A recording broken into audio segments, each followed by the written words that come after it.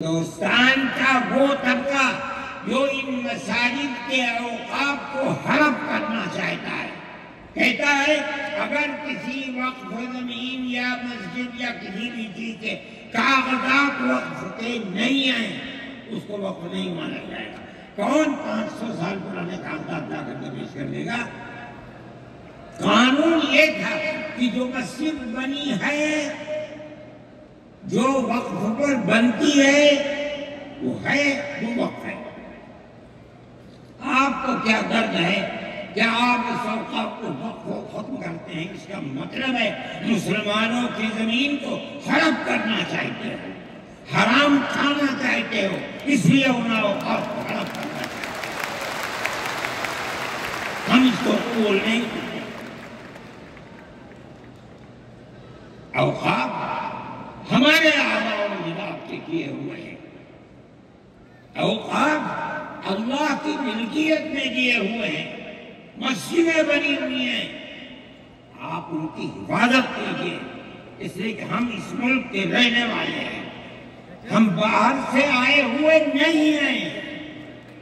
اگر ہندو گوجر ہے مسلمان بھی گوجر ہے، اگر ہندو جاٹ ہے مسلمان بھی جاٹ ہے، اگر ہندو راجپوت ہے مسلمان بھی راجپوت ہے۔ جاؤ دیکھو کشمیر کے اندر، اگر ہندو بھی رحمن ہے مسلمان بھی رحمن ہے۔ ہم اسی ملک کے رہنے والے ہیں۔ کسی کو اچھا لگا یہ مذہب وہ اس مذہب میں چلا گیا، کسی کو یہ مذہب اچھا لگا وہ اس مذہب میں چلا گیا۔ کیا مذہب کی بنیاد پر اس ملک کے اندر آپ ہمیں جینے کا حق نہیں دیں گے؟ ہم اپنے جینے کا حق کو دیں گے۔ آپ نے جس سیاست کو اختیار کیا، آپ 2 الیکشن پہلے دیکھیے کس قوت کے ساتھ بی جے پی آئی تھی۔ آپ نے جس پالیسی کو اختیار کیا، سیکولرزم کو آگ لگانی چاہیے، اس کا نتیجہ اس الیکشن میں کیا ہوا؟ بی جے پی ہار گئی۔ میں کہتا ہوں کہ اگر چندرا بابو نائیڈو کی بیساکھی نہ ہوتی اور ادھر نتیش کمار کی بیساکھی نہ ہوتی تو بی جے پی گورنمنٹ نہیں بنا سکتی۔ کیوں ہوا؟ وہ جو 14 سال پہلے اتنی قوت کے ساتھ آئی تھی کہ لگتا تھا کسی دوسری جماعت کا چراغ ہی نہیں چل رہا ہے، وہ چراغ آج بجھ کیسے گیا؟ اس پالیسی کی وجہ سے۔ ملک کی پالیسی اگر بھائی بھائی کی ہوگی ملک زندہ رہے گا۔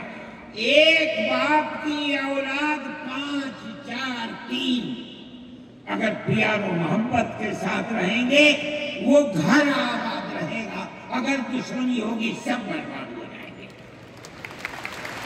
ہماری یہ پالیسی ہے کہ ہندو مسلمان سکھ عیسائی سب ایک دوسرے کے ساتھ بھائی بھائی ہیں۔ آپ اس پالیسی کو کیوں مخالفت کرتے ہیں؟ ہم اسی طرح چلتے ہیں۔ جمعیت علماء ہند کا یہی کردار ہے،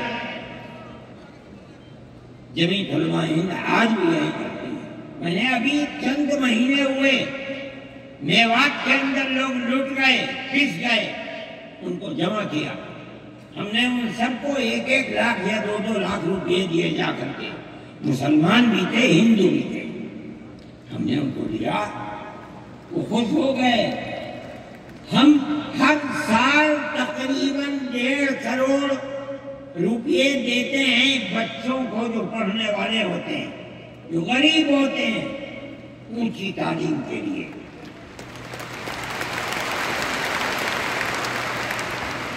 اس کے اندر مسلمان بچے بھی ہوتے ہیں، ہندو بچے بھی ہوتے ہیں۔ جمعیت علماء ہر ایک کی مدد کرتی ہے، وہیں ملک کے لیے کام کریں۔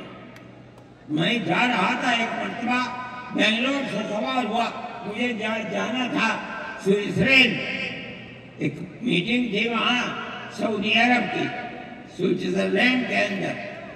میں جب گیا جہاز کے اندر صبح ہوئی تو میں نے چائے وائے پی، میرے پاس جو پائلٹ تھا چلانے والا وہ آیا، میرا شکریہ ادا کرنے لگا، آپ نے بڑی محبت کے ساتھ۔ میں نے سوچا کیا بات ہے، کیا آپ کو؟ کہنے لگے کہ مجھے اس جگہ تک پہنچنے میں جمعیت علماء اگر مدد نہ کرتی میں نے کچھ کر سکتا. مجھے حیرت ہو گئی کہ کیا بات ہے یہ. ہم ہر ایک کی مدد کرتے ہیں. کیرلا کے اندر سیلاب آیا، لوگ لٹ گئے، مر گئے. ہم نے مکانات کی مرمت کی، ہم نے مکانات کو اثر نو بنوایا بھی. میں نے چابیاں بھی دی اور تمام میڈیا نے اس کو دکھلایا. ہندو بھی تھے، مسلمان بھی تھے، ہندو عورتیں بھی تھیں جن کے ہاتھ میں میں نے چابی دی ہے.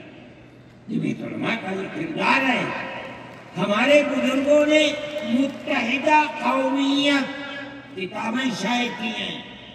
اس کا مطلب ہے کہ ہندوستان کی قوم مذہب کی بنیاد پر نہیں بٹے گی. جو ہندوستان میں رہتا ہے ان سب کی ایک ہی قوم ہے. مذہب کی بنیاد پر قومیں تقسیم نہیں ہوں گی. یہ ہمارا کردار ہے. ہم اس کردار پر زندہ ہیں اور اسی پر چلتے ہیں. صحیح ہے یہ ملک کے اندر جو پالیسی چل رہی ہے کہ ان کو مار دو، ان کو گرا دو، ان کو. آسام کے اندر یہ پالیسی آج سے نہیں، سن 12 سے چل رہی ہے. جمعیت علماء تنہا جماعت ہے ملک کے اندر جو آسامیوں کے مسائل کو جانتی ہے. یہاں سے رہنے والے ان کی زبان اور ہے، ان کا کلچر اور ہے، بہت دور ہے، دنیا کے آخر میں رہتے ہیں. کون جانتا ہے ان کے مسائل؟ تنہا جمعیت علماء ہے جو ان کے مسائل سے دلچسپی لیتی ہے، گھستی ہے، کروڑوں روپیہ خرچ کرتی ہے. یہ ایک مسئلہ تھا. اس سے پہلے ایک اور مسئلہ تھا. کہا گیا کہ پنچایت اگر کسی کو آسام میں یہ سرٹیفکیٹ دیتی ہے کہ یہ ہندوستانی ہے تو وہ سرٹیفکیٹ نامقبول ہوگا. 47 لاکھ آدمی اس سے متاثر ہے. جو پھر کپرست پارٹی تھی وہ کہتی تھی کہ پنچایت کے سرٹیفکیٹ کو قبول نہ کیا جائے. اگر یہ فیصلہ ہو جاتا تو 47 عورتیں، 47 لاکھ اپنے بچوں کے ساتھ ملک کے اندر بھیک مانگنے والوں کی زندگی بسر کرتے ہیں. ہم نے سپریم کورٹ کے اندر اس کو چیلنج کیا. سپریم کورٹ کہا جاتا ہے لیکن در حقیقت یہ ملک میں بسنے والے ان غریب اور لاچار لوگوں کی پناہ گاہ جن کے سامنے ملک میں کوئی راستہ نہیں بچتا تو وہ کورٹ میں پہنچتے ہیں کہ ہماری مدد کرو. ہم پہنچ گئے اپنے لیے نہیں، ان غریبوں کے لیے پہنچے جو 47 لاکھ تھے. آپ نہیں جانتے اس کے اندر 24 لاکھ ہندو عورتیں تھیں. آپ سمجھے. اور جمعیت علماء گئی. میں بہت پریشان تھا کہ الہ العالمین کوئی مدد کرنے والا علاوہ تیرے کوئی مدد کرنے والا نہیں ہے. میں اللہ کا فضل کرتا ہوں کہ جو کورٹ اور وہیں کا وکیل چیف جسٹس تھا آسامی کا تھا. مجھے خطرہ تھا کہیں یہ آسامیوں کے ساتھ نہ چلا جائے، گورنمنٹ کے ساتھ نہ چلا جائے. اللہ کی قدرت ہے کہ فیصلہ یہ آیا کہ وہ سرٹیفکیٹ جو پنچایت نے دیا قبول کیا جائے گا. میں نے کہا کہ مجھے اپنی زندگی میں کبھی اتنی خوشی نہیں ملی جتنا آج اس فیصلے سے خوشی ہوئی ہے. کیوں؟